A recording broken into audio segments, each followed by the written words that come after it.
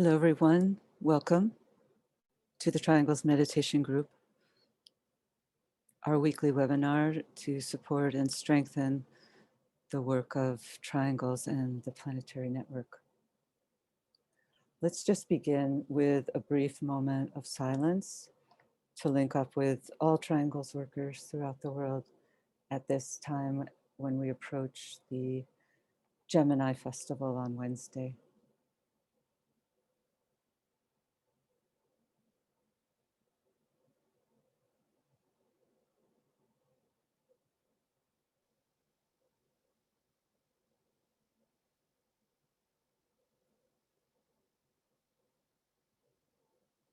We know, O Lord of life and love, about the need. Touch our hearts anew with love, that we too may love and give.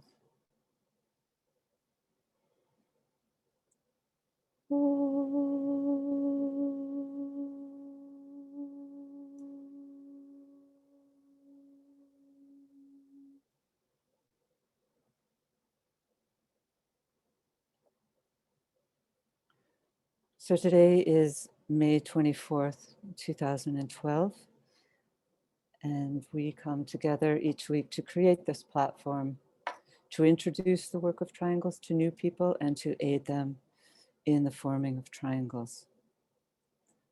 The work is simply a visualization technique using the power of thought and prayer to uplift and transform consciousness.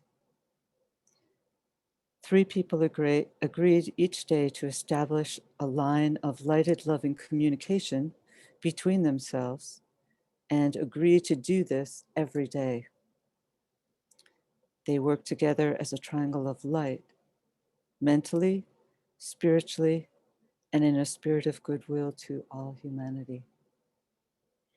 Their triangle is then placed within the larger planetary network of triangles, and as the network is visualized, the Great Invocation is sounded as a means of uplifting human consciousness and touching all minds and hearts that can respond to spiritual stimulation when it's released into the atmosphere. Triangles need only take a few minutes each day, and it can therefore be fit into even the busiest of schedules. And we wanted to let you know that in honor of World Invocation Day, which occurs this Wednesday, the Lucis Trust has released a new website, worldinvocationday.org. And we encourage all people to use this website as a way of introducing friends and coworkers to World Invocation Day. And the website is available in 8 different languages. So please do share the link, share the information on this site. It's geared towards people who are new to this work. And so we hope that it will serve the purpose of making this important day a truly global event. And so then thereby all triangles workers and others who work regularly with the Great Invocation will find that our work is empowered by the many others who are also sounding forth the Great Invocation on Wednesday. And together we can serve to lift the invocative cry of humanity into the highest center. And then we can stand together as a group in receiving and distributing the evoked energies. And we have a couple of other announcements. On tomorrow at 1:30 p.m. New York time, we'll be having the Gemini Festival with a Zoom meeting, and the link will be on our website and also in the chat box. So we encourage you to join in preparing for World Invocation Day on Wednesday. There will also be a Goodwill webinar that takes place on Wednesday at 12 noon. And we'll also have the link here for you.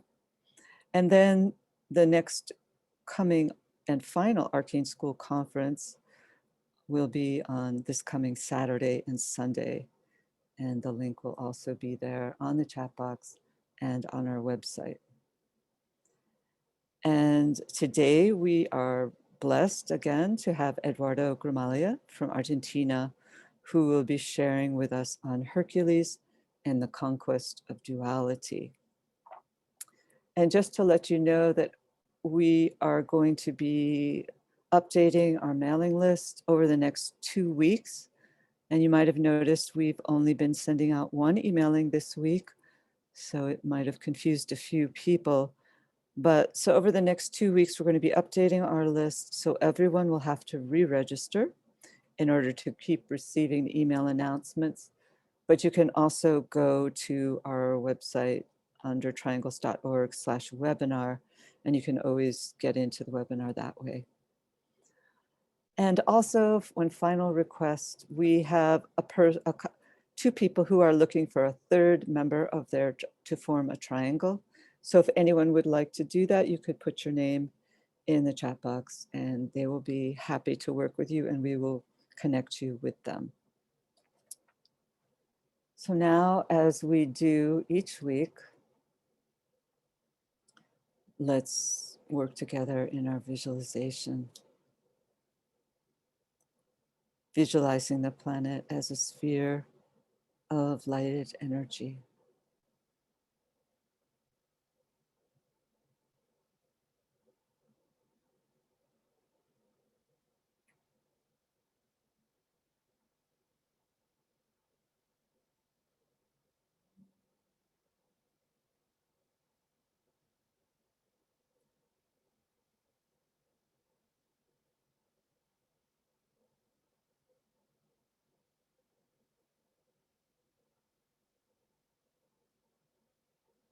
Now visualize within that sphere a triangle composed of the 3 planetary centers.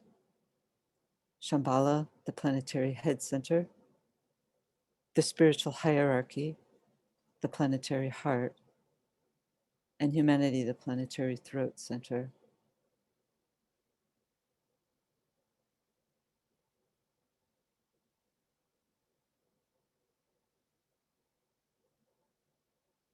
Visualize the circulation of energies flowing around the triangle in all directions, from point to point, merging and blending the 3 points and filling the triangle with light.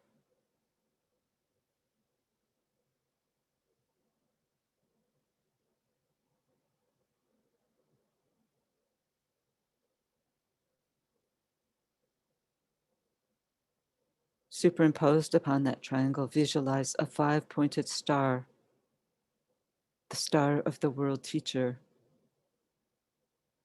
linking east and west, past, present, and future, radiating the energy of love wisdom.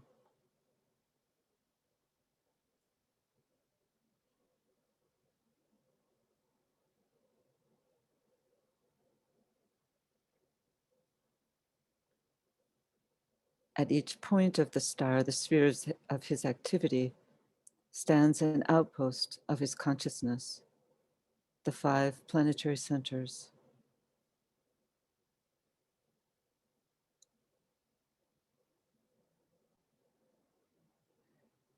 Visualize the energies radiating forth from the center of the star through the 5 points. London, Darjeeling, New York, Geneva, Tokyo.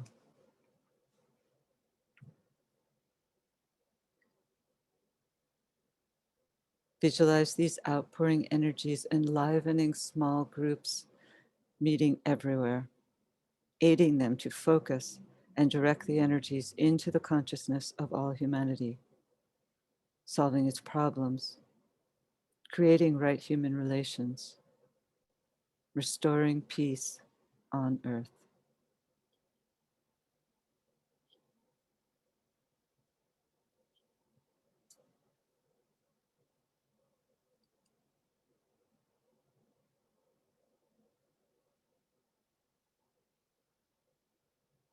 Link with the spiritual hierarchy and sound the mantra.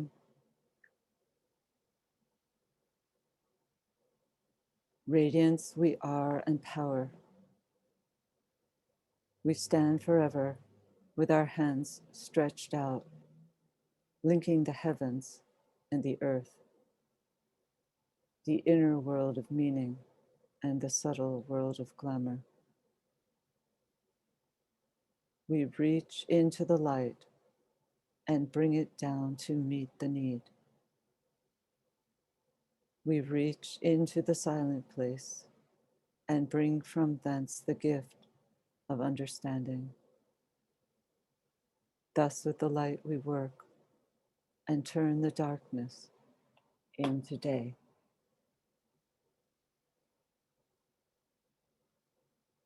Oh.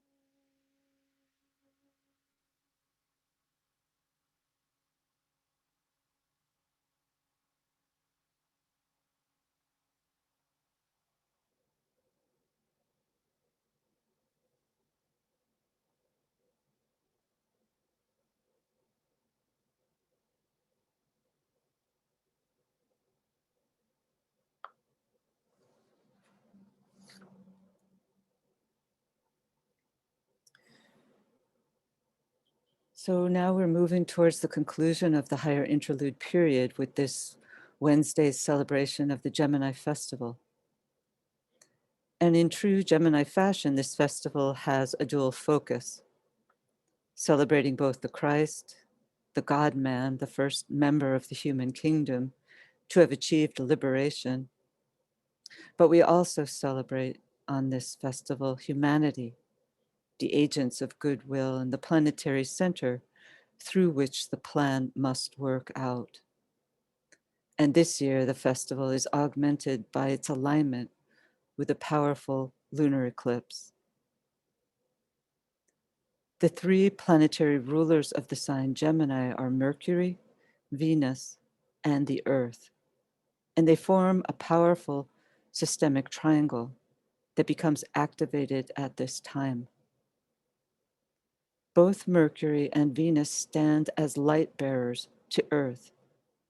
Each take in extra light from the sun, step it down, transmute it, and share it, a portion of it directly with our planet. Mercury bringing in the light and Venus bringing in the love, as embodied in the two great teachers of our planet, the Buddha and the Christ. This dual stream floods all kingdoms in nature, pouring in from the highest and anchoring itself in the lowest. And it aids us all to move into the light and to become a sacred planet. We who work in triangles can likewise become open to the opportunities that this time offers to work together as distributing agents in the stepping down of this inpouring light. At this time, when the cumulative energies of the entire festival's period are poured forth and focalized through the center humanity, we are aided to fulfill the injunction of the fourth stanza of the Great Invocation, which highlights the task of the human kingdom. This stanza states, "From the center which we call the race of men, let the plan of love and light work out, and may it seal the door where evil dwells." And this task that's demanded of humanity is encapsulated in this final stanza. For humanity is the center wherein the higher forces meet, blend, and are anchored. And humanity's responsibility is highlighted in a passage from Discipleship in the New Age, Volume 2. It reads, "Here, humanity, here and here alone lies the promise of the future and its hope and opportunity. Here and here alone can all the divine qualities in time and space express themselves and find fulfillment. Here and here alone can love be truly born, intelligence correctly function, and the will of God demonstrate its effective goodwill. Through humanity alone and unaided, except by the divine spirit in every human being, can the door where evil dwells be sealed. It is not Sanakumara who seals that door. It is not the hierarchy which forces evil back into the place from whence it comes. It is struggling, aspiring, and suffering humanity to whom the task is committed. And my brother, humanity is adequate to the task. So that's from page 159. Therefore, whatever steps we can undertake in our daily lives to fulfill the opportunity standing before us at this time will be met in full measure by the overshadowing forces that are available to us at this time, the forces of reconstruction. These forces are here to aid humanity in its task of building the new heaven and the new earth. So let's now work together in our meditation, coming together in group fusion.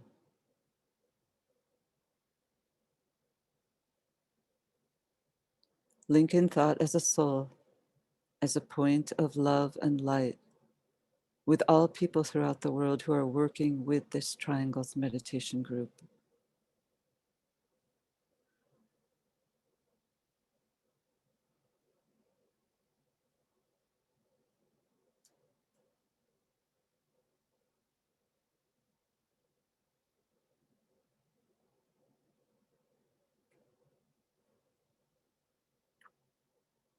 Project a bridge of lighted energy towards the highest center and sound the affirmation of will.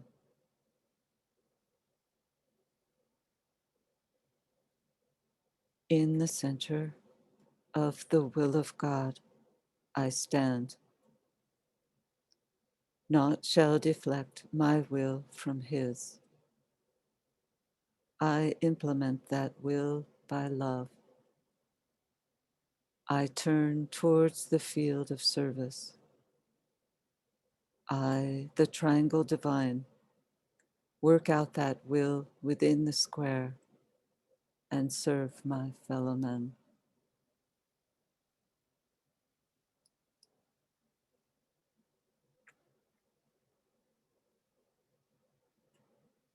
Using the creative imagination, link with two other points of light to create a triangle of light.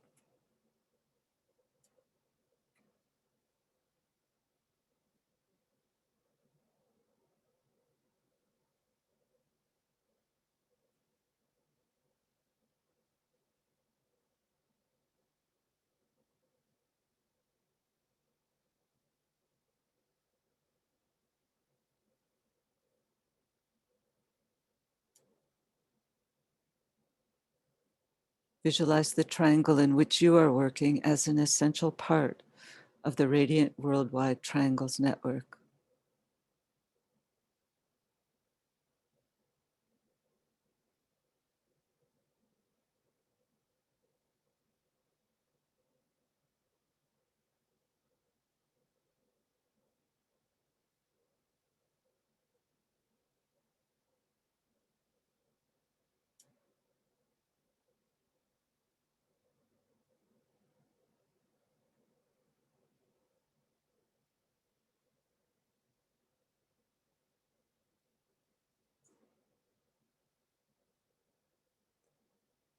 Hold the consciousness immersed within the light of the group soul, the heart of love which underlies and infuses the network.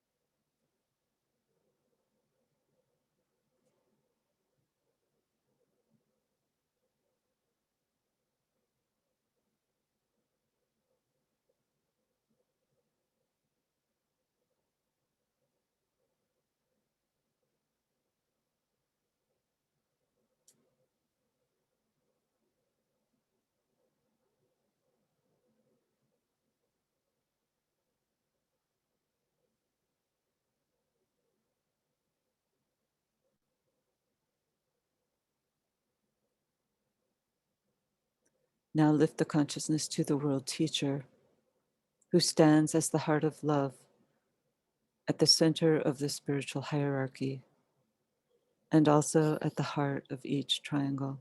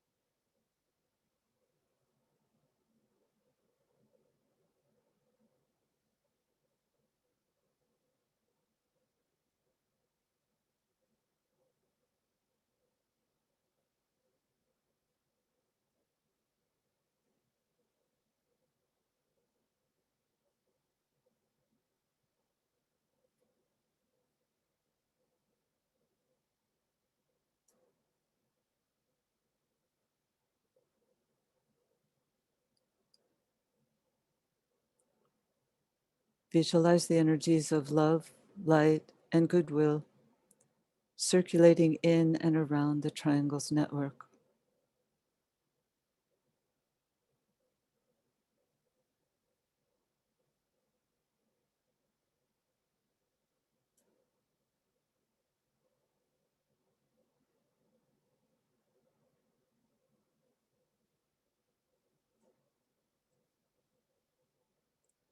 Visualize these energies unifying and eliminating all divisions within humanity, healing and transforming human consciousness, and establishing right human relationships.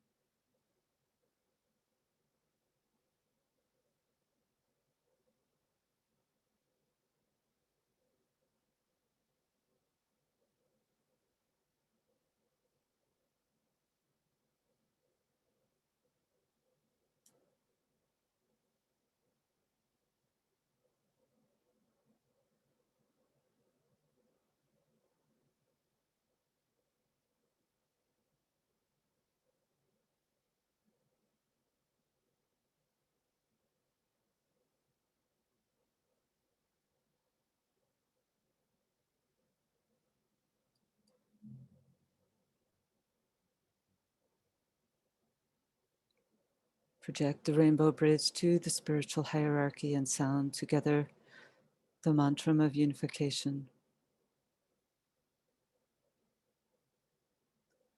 The souls of all are one, and I am one with them. I seek to love, not hate. I seek to serve and not exact due service. I seek to heal, not hurt. Let pain bring due reward of light and love. Let the soul control the outer form and life and all events, and bring to light the love that underlies the happenings of the time. Let vision come and insight. Let the future stand revealed. Let inner union demonstrate and outer cleavages be gone.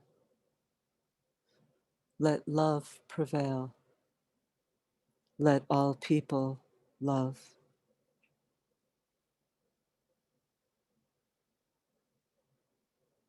Visualize the whole planet alight with triangles.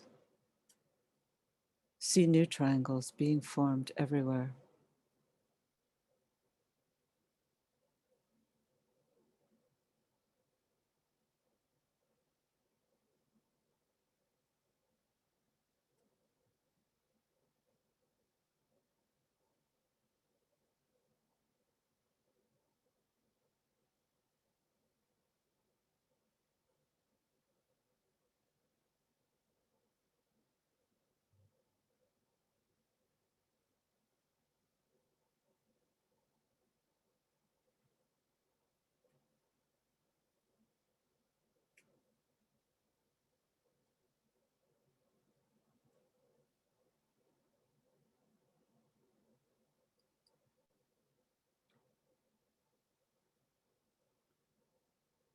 distribution. Sound the great invocation silently or aloud. And as we repeat each stanza, let's visualize the network acting as a link between the world of spiritual realities and humanity, and as a channel through which light, love, and divine purpose may flow into human consciousness. From the point of light within the mind of God, let light stream forth into human minds. Let light descend on earth. From the point of love within the heart of God, let love stream forth into human hearts. May the coming one return to earth. From the center where the will of God is known, let purpose guide all little human wills, the purpose which the masters know and serve. From the center which we call the human race, let the plan of love and light work out, and may it seal the door where evil dwells. Let light and love and power restore the plan on earth.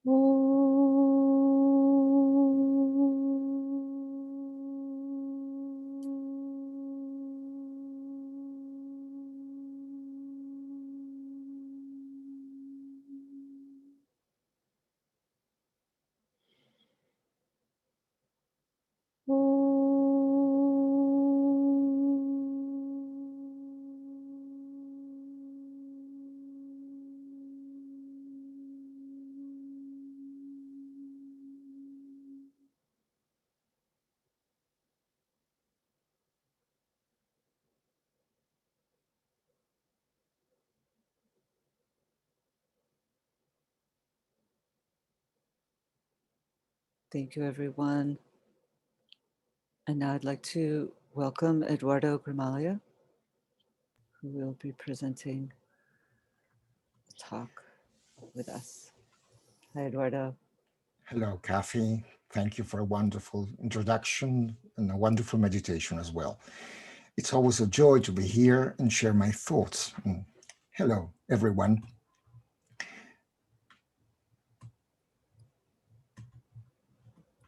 Let's share the screen now.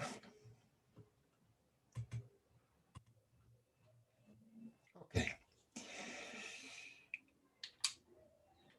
In my last presentation, I introduced the subject of myth, and I dealt with Hercules as the model, the paradigm of a spiritual disciple, and you're all invited to reread it. Hercules, like most heroes, is the son of a divine father and human mother. However, he is considered the greatest culture hero. The sources show him bridging the gap between cities, founding healing and spiritual centers, and clearing the land from many dangers. He may truly be seen as the symbol of the world disciple whose field of service is the whole planet.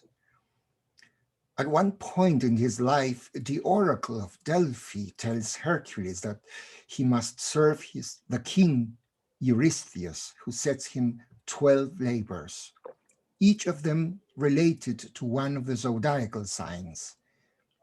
The Pythia, the priestess of the oracle, also promises him that if he succeeds to accomplish his labors, his reward will be immortality.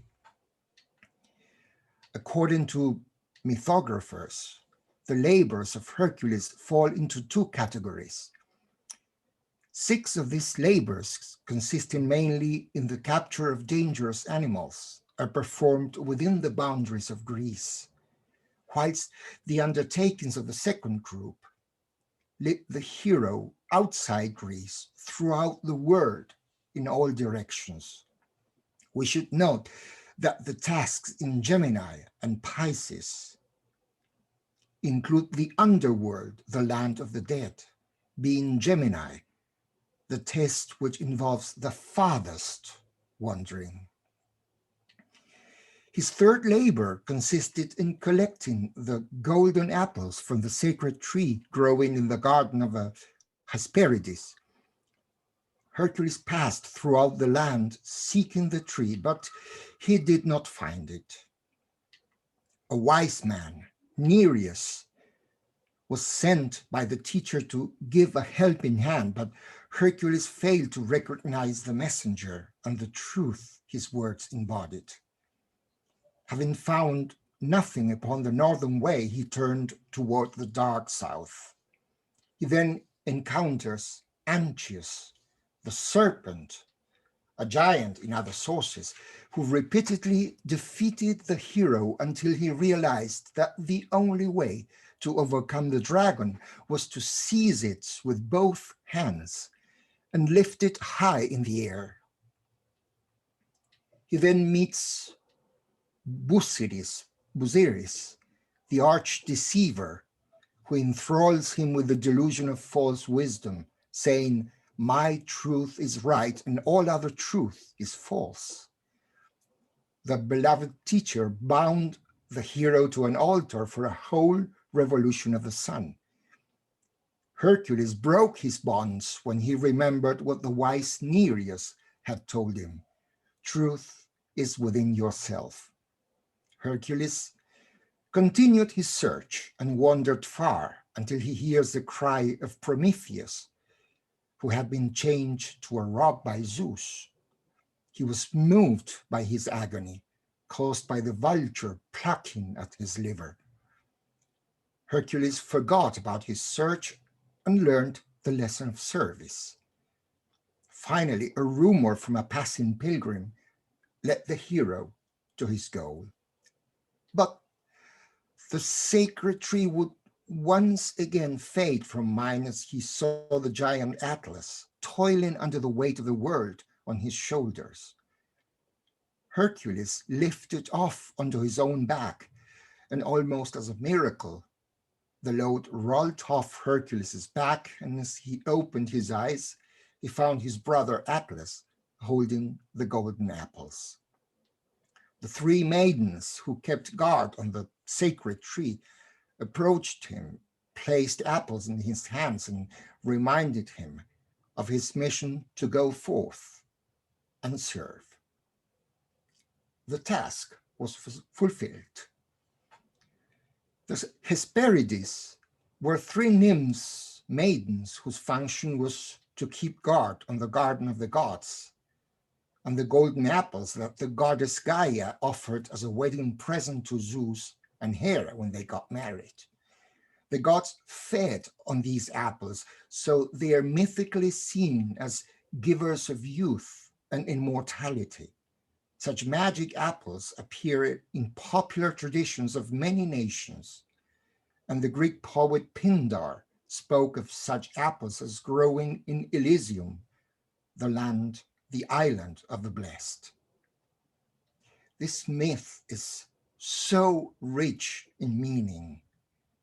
Hesperis, one of the maidens, means evening star in Greek astrological texts and refers to the heliacal phase of the planet Venus, the esoteric ruler of Gemini, when seen on the western horizon once the sun has set.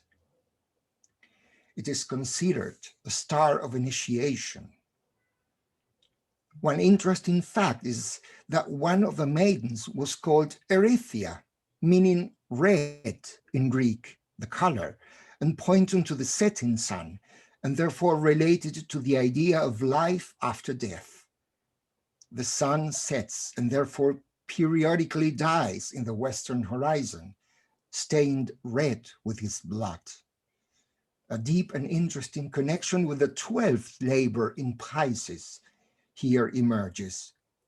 Erythia is also the name of the island of Geryon, the capture of whose cattle Hercules must undertake in order to get the jewel of immortality.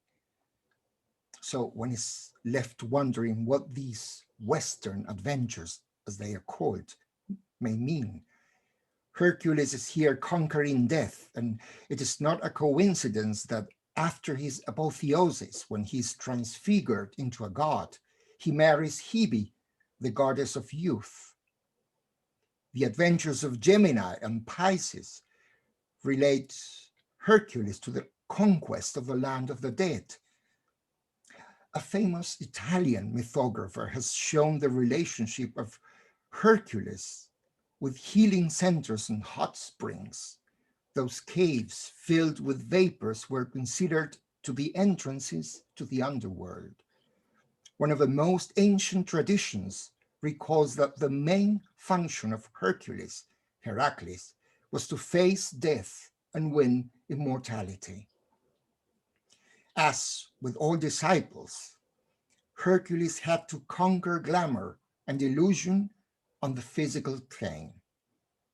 Antius in Greek is a serpent, but in some other sources, he's a giant, the son of Poseidon, god of the waters, and Gaia, the earth. He would challenge all passers-by to wrestling matches, and he was invincible as long as he remained in contact with the ground. In wrestling matches, opponents are overcome by forcing them to the ground, as we know. The only way to defeat Antius was to lift him up into the air. He is thus the symbol of astralism and lower psychism, which the disciple must lift high into the mind realms. The power and spell of blind aspiration and the search for a master in the physical plane is suggested by Busiris, who enchains the hero to his limited and narrow vision of truth. We might as well ask ourselves, how many times along the path we have metaphorically been bound to an altar? How many teachers have we found along the way who claimed to be initiates and custodians of truth? It was Nereus who first came to Hercules, whispering words of true wisdom.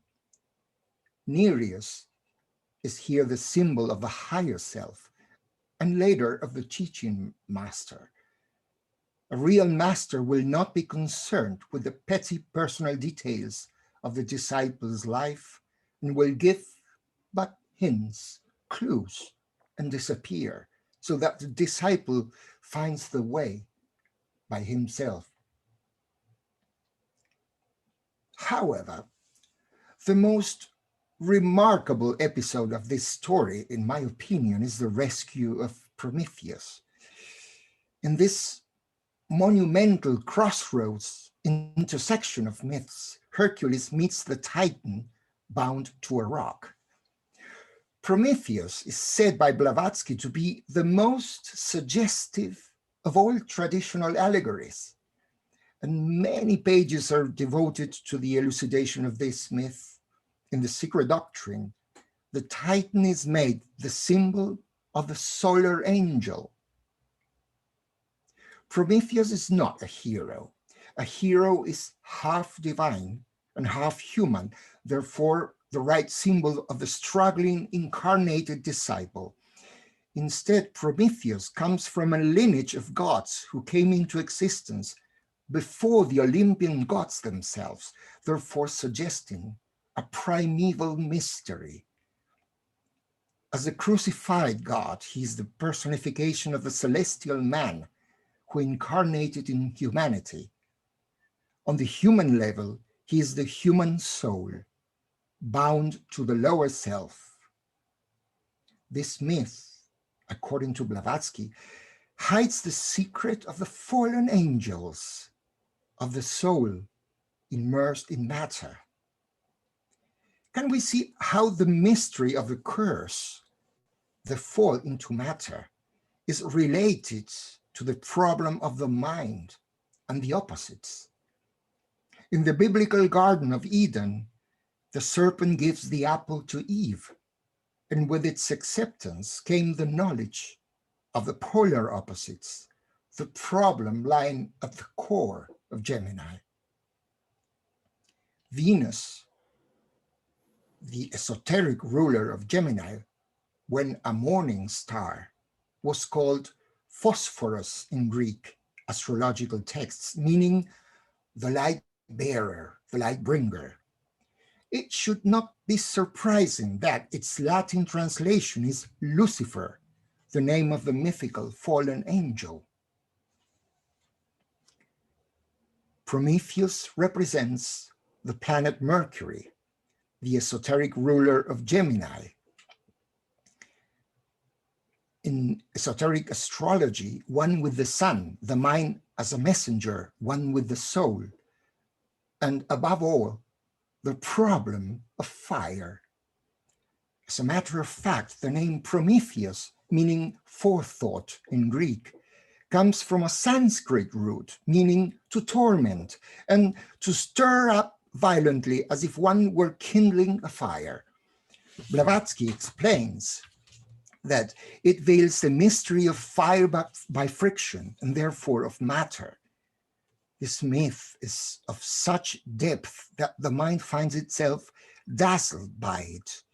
It is then no wonder that it is the disciple Hercules who faces and frees the solar lord tied to the rock of matter and drives away the gnawing vulture of never satisfied desire. Hercules then frees Atlas from the burden of physical earth, thus becoming a server on the physical plane. In this act of self-forgetfulness, the burden vanishes. The fivefold surge in Gemini makes Hercules conqueror of the three lower planes. The eternal truth of the polar opposites, duality, and the fall into matter are beautifully represented by the two brightest stars of the constellation Gemini, Castor and Pollux.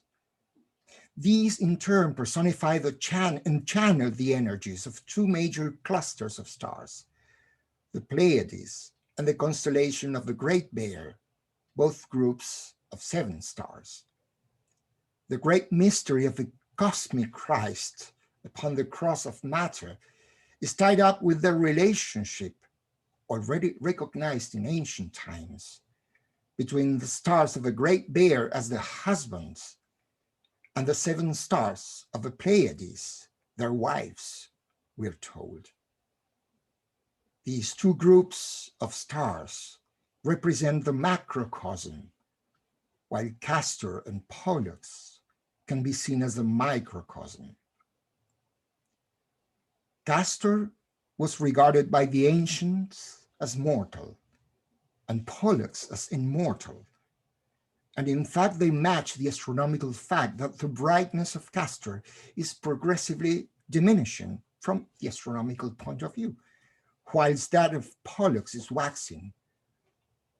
Within these two brothers lies hidden the secret of the resolution of duality. Gemini includes another important star as well, Sirius, the symbol of the universal soul.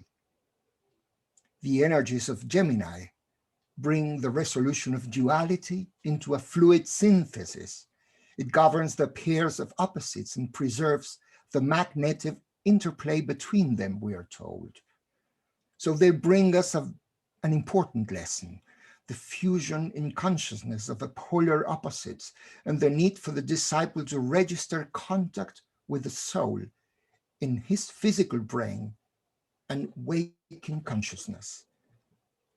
On this upcoming festival of the Christ, as we approach the Gemini full moon, let us realize as well that this goal of fusion with the higher and the lower is inherent in the great invocation. In Gemini, Hercules became a server on the physical plane. He was not told in what direction lay the garden. For his task, he had to search the whole planet and pass through the luminous north, the dark south, east and west, and as we said before, even the underworld, the land of the dead. He traveled alone with nothing but a few hints, as any disciple does. He lost his way many times, as we all do, only to finally realize that he himself was the path, that the truth was inside him. When he forgot about his goals in order to serve, he was never mistaken, because each act of service eventually revealed his next step ahead. Can we see now that this particular myth is so rich in meaning, each character in the story conveying some lesson to be learned? As we said, myths are the expression of universal truths, frequently veiled in symbolism. Hercules, that ancient disciple, is or will be the story of each one of us who decides to tread this spiritual path of a hero. Thank you. That's all. Thank you, Eduardo. Thank you so much. That was very rich, and many thoughts I'm sure will be forthcoming.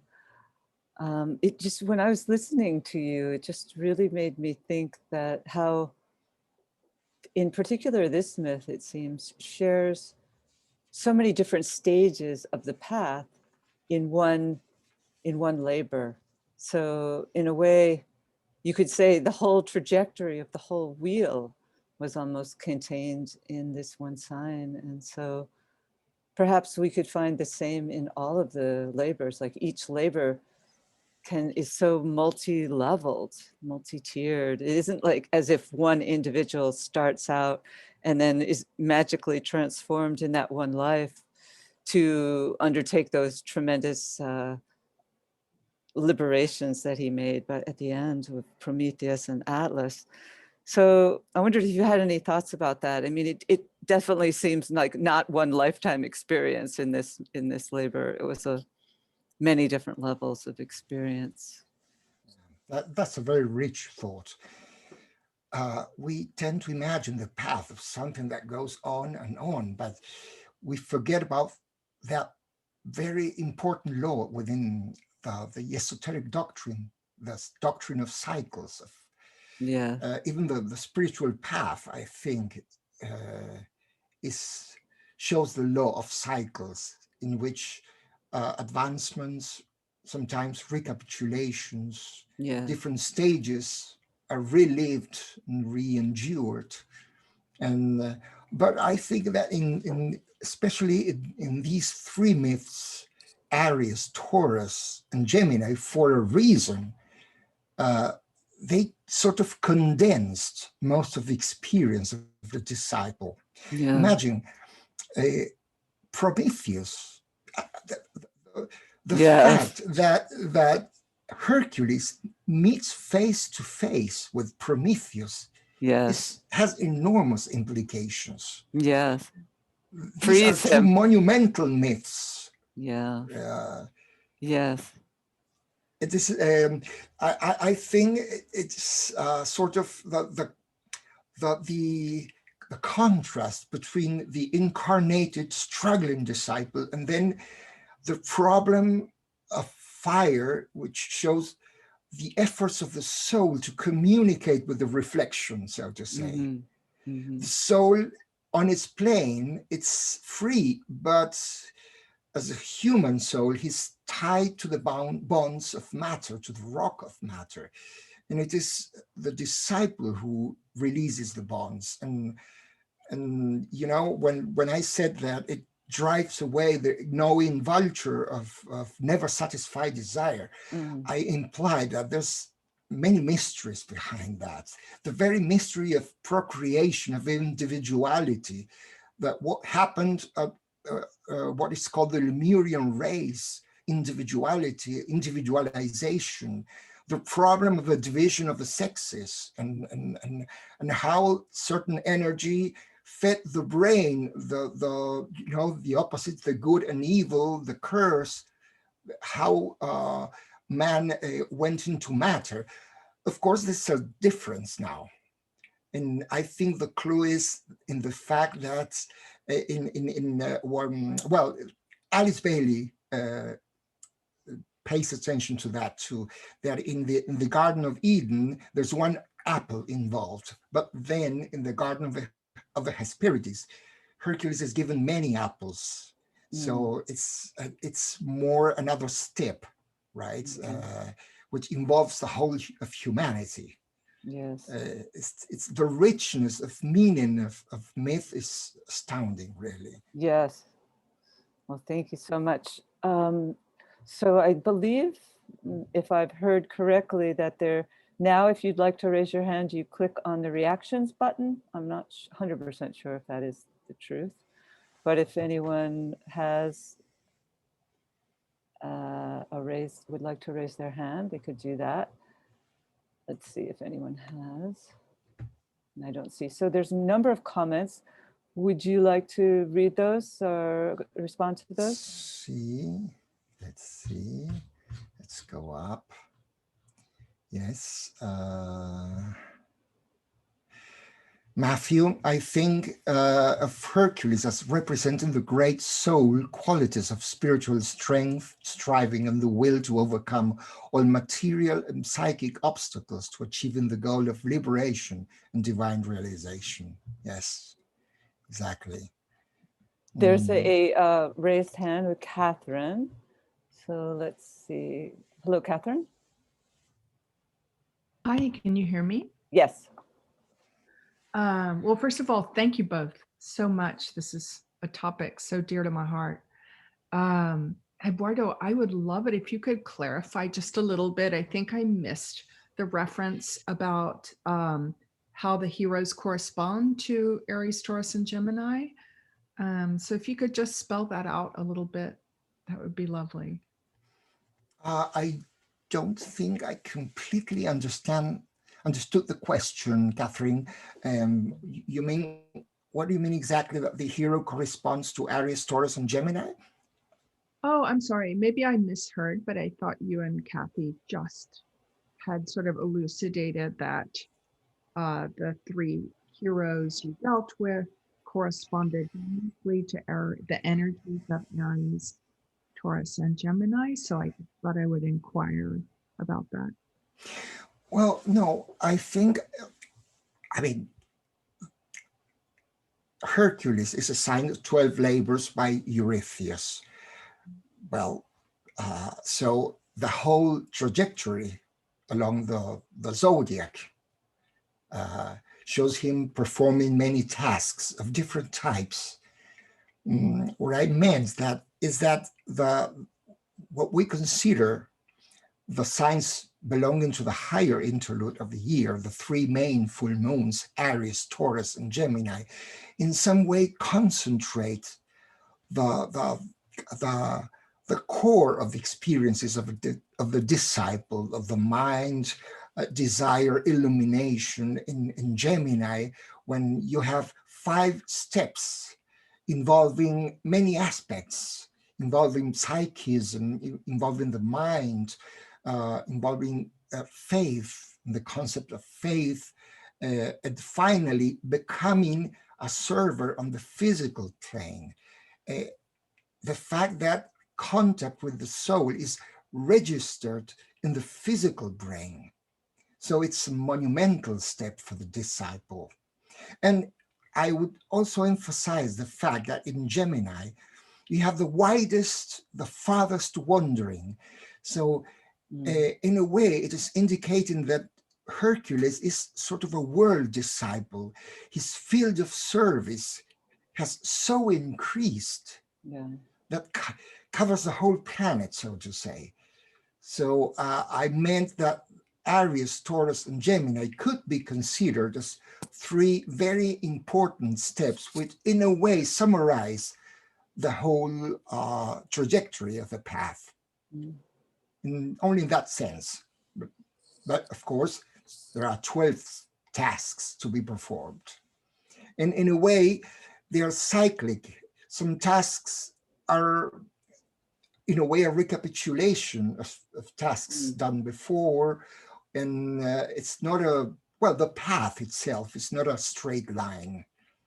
The fact that we have to understand the path as an inner path, that we ourselves are the path, changes everything in a way. It's not the hero, moving on in a path in space and time. I think it's a higher concept than that.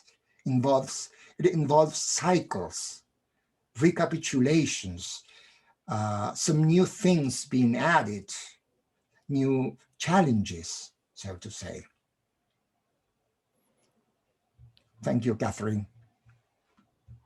I found it interesting also to reflect on the idea that he was taken in by a charlatan teacher. But as a result of that, this incredible service opened up to him. So it should give the disciples of the world hope that, instead of feeling terrible if they might pass through a similar experience of being taken in by a glamour or an illusion, but yet if they can learn from it, something else can open up. That's wonderful. That will eventually result in an increased illumination, increased possibilities and potentialities developed, right? Yes. And so when we look at humanity as a whole, we can just project onto humanity, even at our lowest points of glamour and illusion. Out of it, we wake up, right? We wake up to new possibilities. So here's another question or comment from Maria Cristina. Hello, Maria Cristina. Hello, and thank you, of course. I have a very specific, I've often wondered, Prometheus comes up twice. He frees Prometheus first in Gemini, I guess, but then Prometheus comes up again, I think it's in Capricorn, so that he frees Prometheus twice. Do you recall that? It wasn't in Capricorn. Well, yes, but twice. He's also frees him. He frees him under the sign of it's one of the labors. It's one of the labors. He comes across him in Gemini, and frees Prometheus, that inner divine self. But then he again is tasked with freeing Prometheus a second time. Yeah, what an interesting thought, really. Excellent. And I've often wondered about that. I think it adds to the idea of cycles, that things are, the same task is performed on another level, perhaps. Being Capricorn, perhaps the sign of initiation.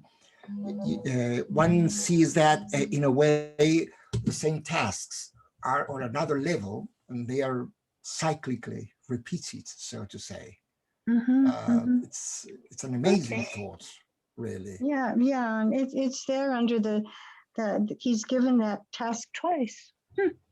Well, Thank you. Do you know that in the Mahabharata of India, it happens the same to Arjuna. We know the Bhagavad Gita, right? But then, the Bhagavad Gita is inserted within the Mahabharata, the great India, the great war. And then one of the books following that, Krishna mentions that Arjuna is facing the same troubles and sometimes not succeeding in overcoming the hindrances. Right, So right. it seems that it's universal, that the law of cycles is involved. I think it's very significant that he meets Prometheus once again. And I think it has to do with that, on another level, the same release, the same rescue has to be performed. As he has to do with the serpent as well. Exactly.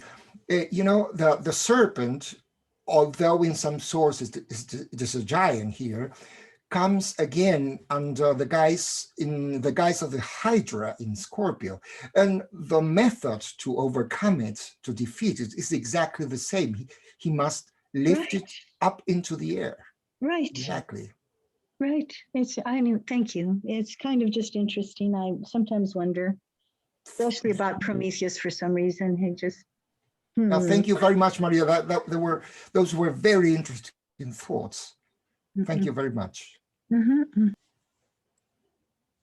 Okay, Eduardo, let's have time for one more.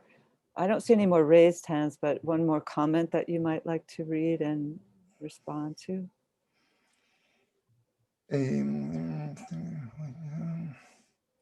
Someone's asking if this is going to be posted. We do have it posted on our Triangles. It will be posted on the Triangles blog, which you can find on the Triangles page. And it's also being streamed live onto the Triangles Meditation Group Facebook page. So you can see it again there. Suzanne says here, it seems that the disciples need to go through all of the astrological signs, yes, and meet the demons to understand the vices of humanity, correct? We learn from symbology and stories. No, okay, yes, indeed. He has to go through all the signs.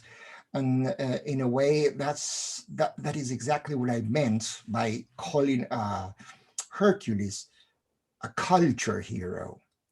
And what was that? What kind of hero? What kind of hero? Culture hero. Oh, culture. His tasks are cross-cultural. It means that it bridges the differences between cultures, languages. He constructs dams and performs feats of engineering also. He founds the Olympics, the healing centers, altars and spiritual centers. So this is what we call a culture hero, the hero that contributes to the welfare of humanity, which who eradicates dangers, imposes peace on all lands, and fosters peace, fosters understanding. The very fact that Hercules has traveled so much, it is a symbol of fostering understanding, bridging between cultures and all that. In that way, I think that it is really the symbol of a disciple. Yes. Yeah, wonderful. And the demons, well, the symbols of all the demons he encounters, right? The dangerous animals. Yeah. It seems like there's that mention, it seems like the fourth initiation, on the verge of the fourth initiation, there's still a vulture on his shoulder, you know, it's the very, great dweller, yes. On the threshold. Yeah, yes. Well, Eduardo, this was so rich, and I think we're going to have more on the Labors of Hercules from you, if you'll agree to it. Why not? Yes, I would be glad to. Yes, it'd be wonderful. So great. Thank you so much, and thank all of the audience for their participation. And I'll forward all these comments to you. Thank you, everyone. Thank you, Kathy. It was really a joy to be here. Thank you. Great. And let's all hold these inspirations with us as we move towards the full moon on Wednesday. And let's now close with a moment of silence.